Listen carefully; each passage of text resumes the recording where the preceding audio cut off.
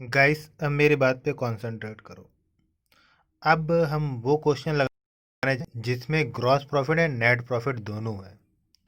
तो ये वो क्वेश्चन है आपके सामने, जिसको इसकी फ़ोटो खींचनी है फ़ोटो खींच। हाँ, पहले मैं इस क्वेश्चन में ही बता दूंगा कि कौन ट्रेडिंग अकाउंट में आ रही हैं, कौन सी चीज़ें प्रॉफिट एंड लॉस अकाउंट में आ रही हैं, जिससे कि बाद में हमें उस सॉल्यूशन को करते हुए लिखने में आसानी हो।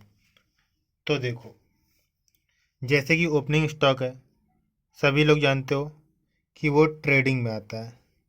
ठीक है, परचेजेस भी ट्रेडिंग में ही आता है, सेल्स भी ट्रेडिंग में ही आता है। परचेज रिटर्न है, यानी कि परचेज से माइनस होगा। हाँ, मैं एक चीज़ और आपको बता देता हूँ। अगर कोई आपसे पूछे कि नेट परचेज क्या होती है, नेट सेल क्या होती है, तो उसका मतलब होता है purchase minus purchase return. Purchase minus purchase return होता है नेट परचेज। और अगर कोई पूछे नेट सेल, यानी कि सेल माइनस सेल रिटर्न, तो ये सेल रिटर्न है, तो ये भी इसी से आएगी। हाँ, अगर क्वेश्चन में नेट परचेज दिया हो, परचेज रिटर्न भी साथ में दिया हो, तो फिर डायरेक्ट परचेज ही लिखना होगा। ठीक है, क्योंकि उसका मतलब है पहले से ही वो परचेज रिटर्न उसमें माइनस है, दोबारा से माइनस नहीं करेंगे। ये चीज़ ध्यान रखना।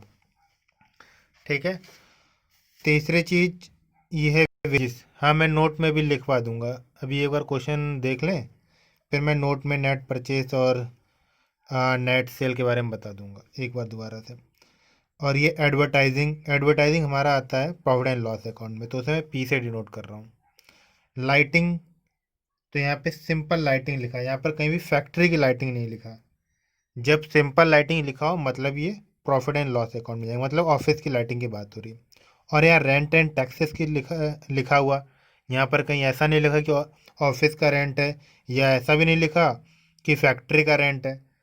तो हमें एक चीज़ देखनी, जहाँ पर अगर फैक्ट्री नहीं लिखा है तो मतलब उसे हम प्रॉफिट एंड लॉस का ही हिस्सा मानेंगे, तो वो भी प्रॉफिट एंड लॉस का हिस्सा।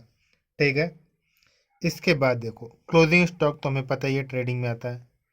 अब इस साइड में देखो लॉस बाय थेफ्ट, यानी कि लॉस बाय थेफ्ट होता है कि आग ये चोरी हो गई, सॉरी, चोरी होने से, यानी कि चोरी होने से हुआ लॉस, तो वो प्रॉफिट एंड लॉस।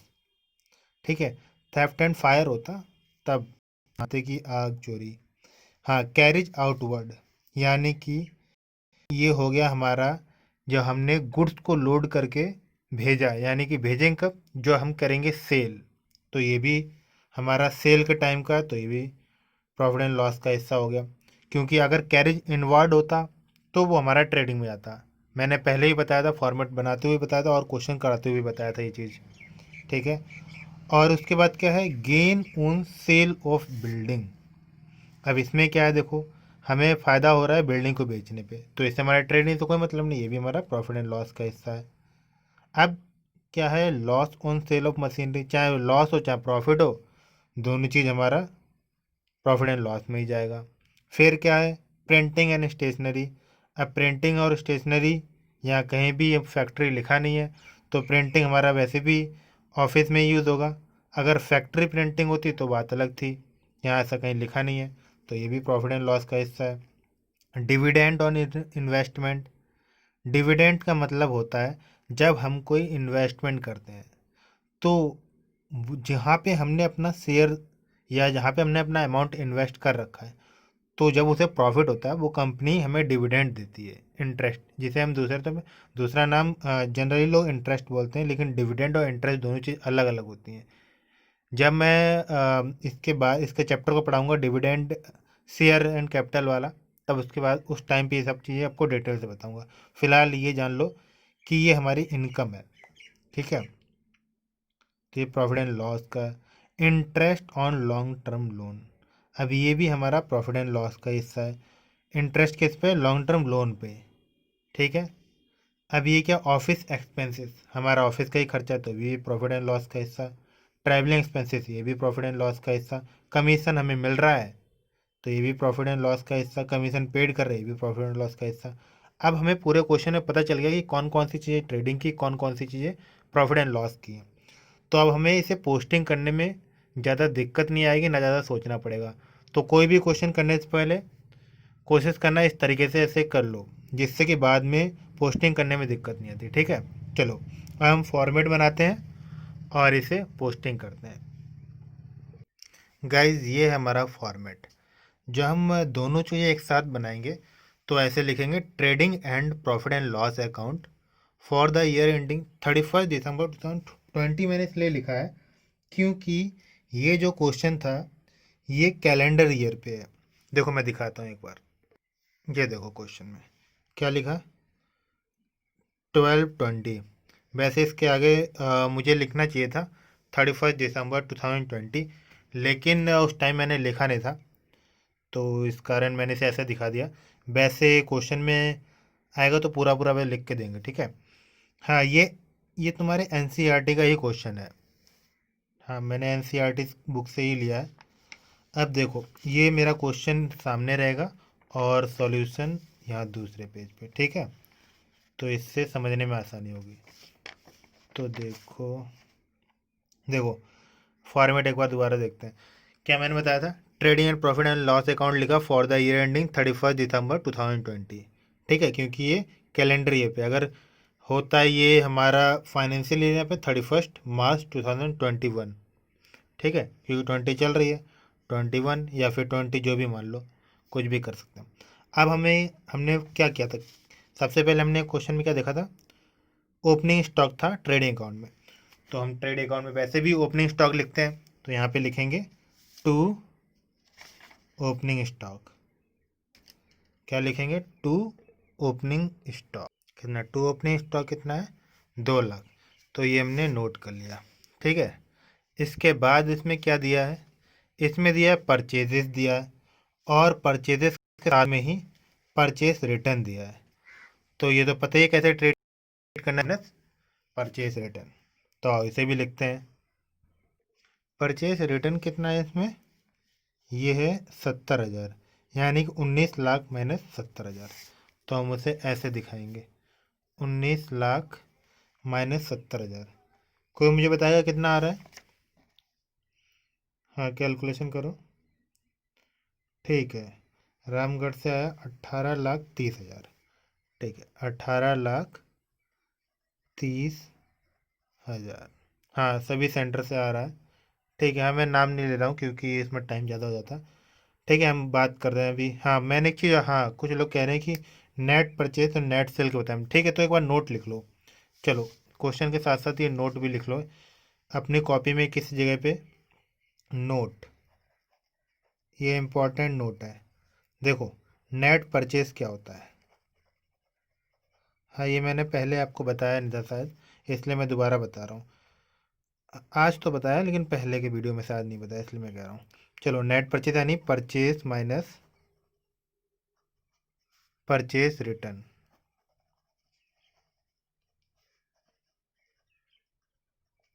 ठीक है, और sale, net sale equal to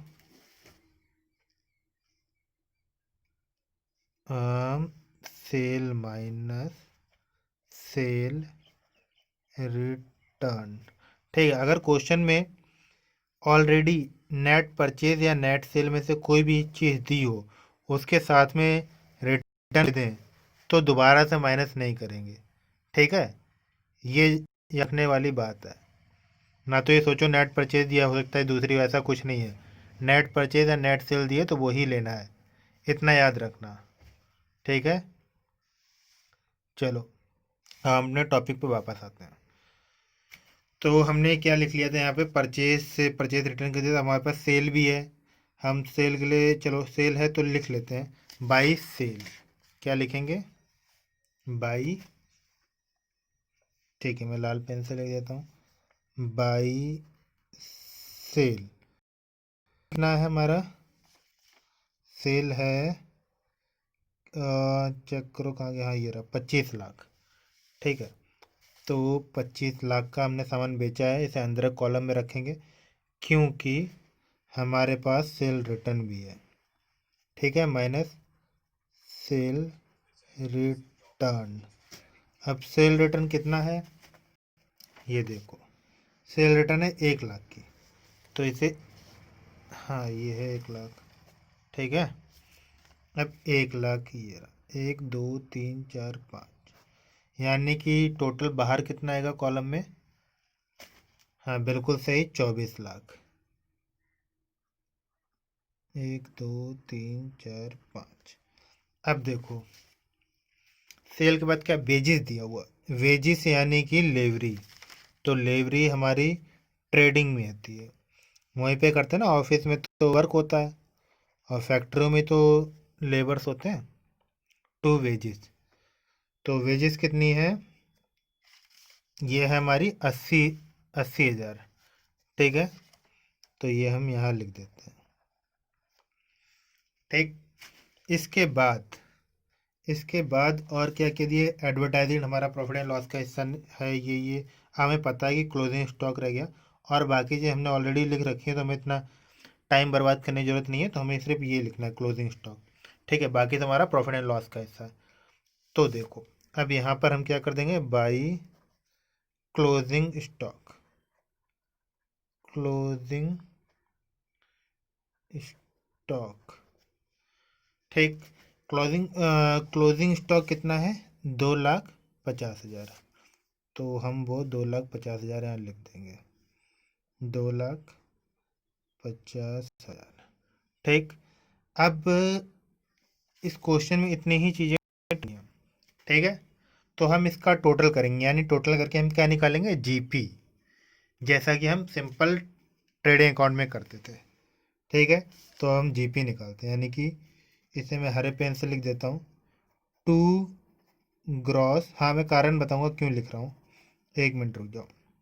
to gross profit. अब मुझे कोई इसका टोटल करके बताएगा ये कितना हो रहा है? 24 लाख। हाँ, रामपुर, औरैया, देवरिया, सोनपुर, सोनभद्र, कानपुर, कानपुर देहात, हाँ सभी जगह से मेरे पास आंसर आ रहा है, यानी कि 26,50,000, ठीक है। 26,50,000, ठीक है। हाँ इस तरीके से दो लाइनें खींची जाएंगी, बिल्कुल 26,50,000 से, ठीक है। हाँ मेरे पास इसका डिफरेंस भी आ गया है कई सारे सेंटरों से, तो वो है 5,40,000 का, तो मैं इसे 5,40,000। अब देखो मैंने यहाँ पर इसे हरे में क्यों लिखा था, इसका रीज़न, हाँ ये तो अपने किसी भी पेन से लिख सकते हो, मैंने मतलब समझाने के लिए लिखा। देखो अब क्या होता है कि ग्रॉस प्रॉफिट हमारा यहाँ यानी कि प्रॉफिट एंड लॉस अकाउंट में ट्रांसफ़र होता है, ठीक है। तो ये टू से अब जगह बाई ग्रॉस प्रॉफिट और बी डी, ठीक है, ब्रॉट डाउन, ठीक है। ये हमारा यहाँ पे कैरी फॉरवर्ड हो जाता है। प्रॉफिट होता है इस साइड, आता है लॉस होता है आता है, ये हमारी एक्सपेंस साइड होती है, हमारी इनकम साइड होती है, पता है ना? हम्म, हाँ मैंने पहले ही बताया था, ठीक है। तो यहाँ पर सबसे पहले हम 5,40,000 ट्रांसफ़र कर देंगे, ठीक है। अब उसके आगे देखेंगे हम बाकी एक्सपेंसेस। देखो हमारा बाकी एक्सपेंसेस में क्या क्या है, हमारा एडवर्टाइजिंग है, लाइटिंग है, रेंट एंड टैक्सेस है, ठीक है। तो सबसे पहले हम एडवर्टाइजमेंट लिखते हैं। एडवर्टाइजमेंट कितने का हमारा? 12,000 का, है ना। तो हम इसे नोट करते हैं, 12,000 का। देखो क्वेश्चन भी सामने और सॉल्यूशन भी कोशिश करेंगे सामने ही रहे। तो यहाँ पर चलो मैं दोबारा से अपने लाल पेन पे जाता हूँ, टू एडवर्टाइजिंग, ठीक है। हाँ कई सारे लोगों ने पूछा था कि हम पहले जब वो अकाउंट्स वाली यानी कि अकाउंट्स पे हम फाइनेंशियल अकाउंट को छोड़ करके जब बैलेंस हम लेज़र या फिर कैश बुक या फिर जनरल एंट्री कर रहे थे, तो यहाँ पे अकाउंट्स लिखते थे। अब यहाँ क्यों नहीं लिखते? क्योंकि ये अकाउंट्स नहीं बना रहे, हम यहाँ स्टेटमेंट बना रहे हैं, ठीक है, इसलिए। तो देखो एडवर्टाइजिंग हमारा कितना है? 12,000 की, ठीक है। उसके बाद हमारी क्या है? टू लाइटिंग, क्या है? लाइटिंग, लाइटिंग हमारी कितने की है? 15,000 की, ठीक है। तो हम वो लिख देंगे 15,000। अब इसके बाद क्या रहा है? Rent and taxes, to rent and taxes, वो हमारी कितनी है? 62,000। ठीक है। उसके बाद हमारा क्लोजिंग स्टॉक तो ऑलरेडी हो चुका है यूज़। अब क्या आप यहाँ पर अगले कॉलम में हमारा लॉस बाई थेफ्ट, तो ये जो हमारा चोरी हुआ, लाइटिंग यानी कि जो फैक्ट्री में जो लाइट हम लगाते हैं यूज़ करते हैं वो लाइटिंग होती है। ठीक है। हाँ, और ये का बार बार क्वेश्चन आता है लाइटिंग का क्या है। ठीक है। और रेंट एंड टैक्सेस यानी कि हम जिस बिल्डिंग में काम कर रहे हैं उसका रेंट और वहाँ के जो टैक्सेस पे कर रहे हैं। या अब टैक्सेस में कई सारे टैक्सेस होते हैं। ऑफिस का बिल्डिंग का टैक्स भी होता है, जैसे हाउस टैक्स होता है ना, उसी तरह से। ठीक है, बिल्डिंग का टैक्स। हाँ, और भी कई तरह से टैक्सेस होंगे। ऑफिस के जो भी टैक्सेस हों वो सब चीज़। ठीक। तो देखो, हमारा अगला क्या था, लॉस बाई थेफ्ट यानी कि चोरी के थ्रू जो हमारा घाटा हुआ या लॉस हुआ, लॉस बाई थेफ्ट कितना है, 2,510। सही है। तो इसे नोट करो। सॉरी, 2,510 नहीं, 25,000, यानी 2,100। ठीक है। और मैंने गलत बोला, सब लोग हाँ हाँ भी कर रहे हैं। 25,100 है। अमाउंट देखो कैसे पढ़ते हैं, ये 30,000 होते हैं। ठीक है। ये आगे 25 यानी 25,100। ठीक है। एक मिनट रुको। अब देखो, लॉस बाय थेफ्ट के बाद क्या है, कैरेज आउटवर्ड। तो कैरेज आउटवर्ड यानी कि सेल के टाइम पर जो हमने लोडिंग करके सामान भेजा, तो वो चीज़ें तो हमारी ट्रेडिंग का हिस्सा होती नहीं है, क्योंकि सेल तो प्रोडक्ट बनने के बाद का काम है कि नहीं। तो यहाँ पर क्या लिखेंगे, to carriage outward, to carriage, हाँ ये लो क्वेश्चन, ये लो, टू कैरेज आउटवर्ड, ये कितना है, 1,400, 1,400। ठीक है। अब gain on sale of building, अब गेन हुआ यानी कि हमें प्रॉफिट हुआ। प्रॉफिट हुआ मतलब इनकम आई है। ठीक है। बाई, यहाँ लिखेंगे गेन, तो by gain on sale of building यानी कि हमें रुपए मिला जो हमने बिल्डिंग को बेचा। तो जो हमारी इनकम है वो हमें कितना मतलब प्रॉफिट हुआ था, वो हुआ था 50,000 का। ठीक है, उसे हमने इनकम साइड लिख दिया। अब उसके बाद क्या आता है हमारा, loss on sale of machinery. अब लॉस हो गया तो ये तो घाटा हो गया। घाटा मतलब हमारा expenses, to loss on sale of machinery. ठीक है। कितना घाटा हुआ, 35,000 का। तगड़ा घाटा घाटा हो गया। चलो कोई बात नहीं। अब क्या है उसके आगे, प्रिंटिंग एंड स्टेशनरी। तो मैंने पहले ही बोला था कि वो हमारा प्रॉफिट एंड लॉस का हिस्सा होता है, क्योंकि प्रिंटिंग करेंगे कोई सामान को, सामान नहीं मतलब काम कर रहे हो तो प्रिंटर की यूज़ होती है ना, वही प्रिंटिंग होता है। और स्टेशनरी, कॉपी किताब पेन पेंसिल पेपर, और पेपर की प्रिंटिंग, वही सब इसमें आता है। ठीक है। हाँ, जो फैक्ट्री में प्रिंटिंग वो अलग चीज़ होती है। वो हो सकता है कि उसका ट्रेडिंग वाला काम ही हो। ठीक है, वो अलग चीज़ है। उसमें लिखा रहेगा फैक्ट्री प्रिंटिंग, और कहीं नहीं लिखा तो हमसे प्रॉफिट एंड लॉस का हिस्सा माने। तो ये 3,600। और दूसरी चीज़ अब क्या होगा, डिविडेंड ऑन इन्वेस्टमेंट। मैंने क्या कहा था कि हमें इनकम अर्न हुई, यानी कि जिस जब हम कोई अमाउंट या कोई शेयर, हाँ शेयर मार्केटिंग के बारे में मैं अभी नहीं बताना चाहता क्योंकि वो तुम्हारे सब्जेक्ट का हिस्सा नहीं है। ठीक है। हाँ, तो देखो, अब क्या चीज़ है कि यहाँ पर हमने डिविडेंड, हमारी इनकम देखो। हाँ, जो शेयर मार्केट का जो लोग काम करते हैं या फिर जिनको शेयर मार्केट में इन्वेस्ट होंगे, उनको इस बारे में पता होगा कि शेयर पे इन्वेस्टमेंट करने पर कंपनी को जब प्रॉफिट होता है तब वो डिविडेंड इशू करती है। ठीक है, इतना जान लो, इतना काफ़ी है। ये एक तरीके से इनकम होती है। तो dividend on investment, dividend on investment. अब ये कितना है हमारा 2800 रुपये, जो हमारी इनकम हुई है वो हुई 2800 की। ठीक है, इसके बाद क्या है, interest on long term loan.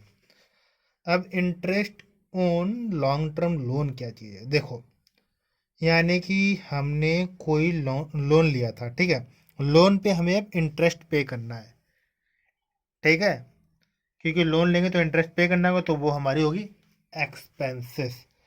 तो हम उसे लिखेंगे इस side, to interest on long term loan, ये हो गया हमारा 22,000।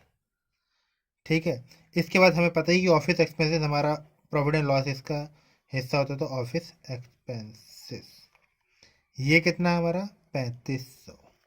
इसके बाद हमारा ट्रैवलिंग एंड एक्सपेंसेस है। अब देखो, मैंने यहाँ पर नोट लिख दिया था, तो इस कारण बाकी चीज़ें मैं यहाँ पर नीचे लिख देता हूँ। ठीक, तो ये यहाँ पर लिख देता हूँ, 1 मिनट रुक जाओ। तो क्या है हमारा ट्रैवलिंग एक्सपेंसेस, ऑफिस एक्सपेंसेस के बाद क्या है हमारा ट्रैवलिंग एक्सपेंसेस, तो हम उसे इस जगह पे नोट कर देता।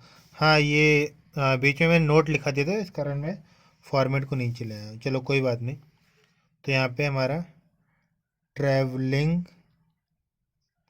एक्सपेंसेस कितना है 4800। इसके बाद हमें क्या हुआ, कमीशन रिसीव हुई है, यानी कि वो हमारी इनकम हो गई है, तो हम इनकम को इनकम साइड दिखाएंगे, तो इसको हम यहाँ दिखा देते हैं, बाई कमीशन रिसीव्ड। ठीक है, ये कितनी है हमारी, कितनी हमें इनकम रिसीव हुई है 6,000 रुपये, तो यहाँ पर 6,000। अब इसके बाद क्या, कमीशन पेड, यानी कि हमारा एक्सपेंस हो गया, ये हमने दिया है, तो देने पे एक्सपेंसेस को हम एक्सपेंस साइड दिखाएंगे। हाँ, यहाँ 2 लगाएंगे, टू कमीशन पेड। ठीक है, कितना है 2400। अब इसका हम टोटल करेंगे, तो इसका हमें बताओ कितना हुआ। हाँ, ये वैसे तो सबकी कॉपी में लिखा ही होगा इतना। अब यहाँ से सिर्फ जीपी से लेकर के और इस तरफ कमीशन रिसिप्ट तक का टोटल करना, और इस साइड एडवर्टाइजिंग से लेकर के कमीशन पेड तक का टोटल करना है। तो कई सारे सेंटर से हमारे पास जवाब आया, वो है 3,16,100, 3,16,100। तो इस साइड 16,100। अब जो इसका डिफरेंस होगा वो हमारा प्रॉफिट है, टू नेट प्रॉफिट, उसे ऐसे लिखते हैं, टू नेट प्रॉफिट। ठीक है, तो उसका भी जो हमारे पास आ चुका है वो है 2,34,000, तो ये 2,34,000।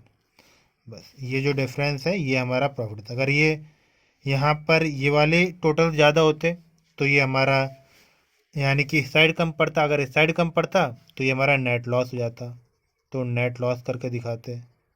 ठीक है, फिलहाल ये हमारा प्रॉफिट है, तो इसे दिखाने की जरूरत नहीं है। चलो, ये हमारा क्वेश्चन हो गया। इसके बाद हम एक और क्वेश्चन करेंगे, जिसमें हम gross profit, profit and loss account, balance sheet तीनों बनाएंगे, यानी कि फुल फाइनल अकाउंट। ठीक है, इसे एक क्वेश्चन और लगा लो, उसके बाद हम अगला करेंगे।